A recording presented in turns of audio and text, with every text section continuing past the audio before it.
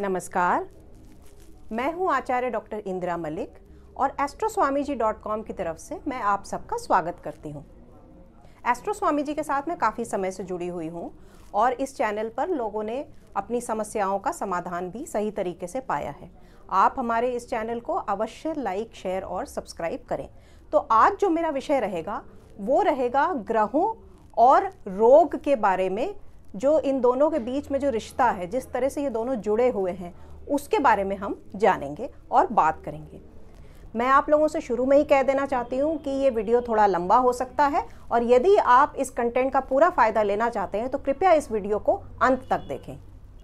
तो अब हम शुरू करते हैं आज का विषय। तो आप सबको पता है कि ज्योतिष के हिसाब से हमारे जो ग्रह होते हैं, जिसके हिसाब से हम कुंडली देखते हैं किसी की, वो 9 ग्रह होते हैं। सूर्य से शुरू होते हैं और आखिरी जो ग्रह होता है वो है केतु। तो सूर्य हमारी कुंडली में किस चीज़ को रिप्रेजेंट करता है, मतलब हमारे शरीर के किस भाग को रिप्रेजेंट करता है, और जो आयुर्वेद का जो तंत्र है, वात, पित्त और कफ, इसमें से कौन सा नेचर सूर्य का है, इसको देखें। और इसी तरह से इसके आगे चलने वाले सभी ग्रहों को हम एक एक करके देखेंगे। तो सबसे पहले सूर्य के बारे में हम बात करते हैं। तो सूर्य हमारे शरीर में हार्ट को, जो हमारा सबसे वाइटल ऑर्गन है, मतलब हमारा हार्ट जो पूरे शरीर में ब्लड को पंप करता है, उसके बाद जो हमारी रीढ़ की हड्डी है, स्पाइन, उसको रिप्रेजेंट करता है सूर्य, और हमारी दाहिनी आंख को रिप्रेजेंट करता है। सूर्य का अगर हम प्रकृति देखें तो ये पित्त प्रकृति प्रधान ग्रह है। उसके बाद हम आते हैं अगले ग्रह पर, जो कि चंद्रमा है।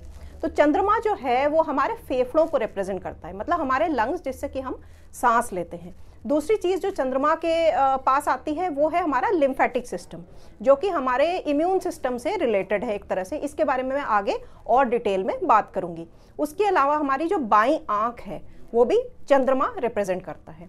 चंद्रमा का यदि हम नेचर देखें तो ये एक जलीय ग्रह है या वाटरी प्लैनेट है, और इसलिए इसका जो तत्व है आयुर्वेद के हिसाब से ये कफ प्रकृति प्रधान है।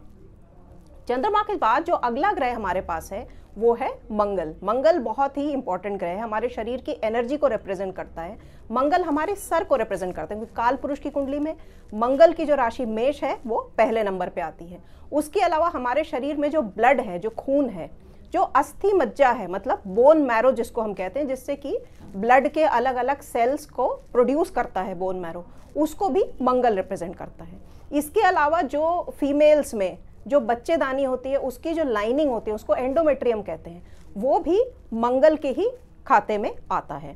मंगल जो है ये भी एक फायरी प्लैनेट है सूर्य की तरह, और इसका भी जो आयुर्वेद के हिसाब से प्रकृति है वो है पित्त प्रकृति प्रधान ग्रह। अब अगला जो ग्रह हमारे पास है वो है बुध, मतलब मर्क्यूरी।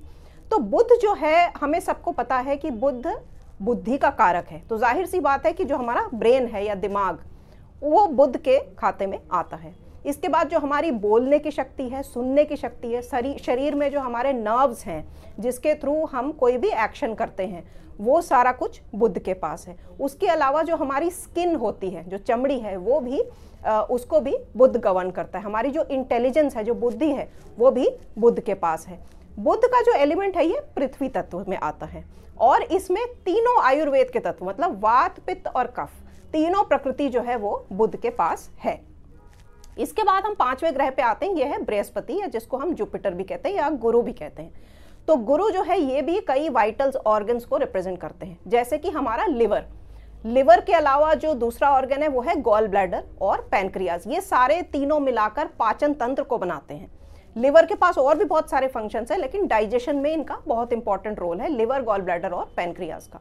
इसके अलावा एक ऑर्गन होता है शरीर में, स्प्लीन। जैसे कि लिवर दाहिनी तरफ होता है, बाईं तरफ जो है स्प्लीन होता है। तो ये भी जो है लिम्फेटिक सिस्टम से रिलेटेड है और हमारी बॉडी की इम्यूनिटी का एक बहुत ही इंपॉर्टेंट हिस्सा है।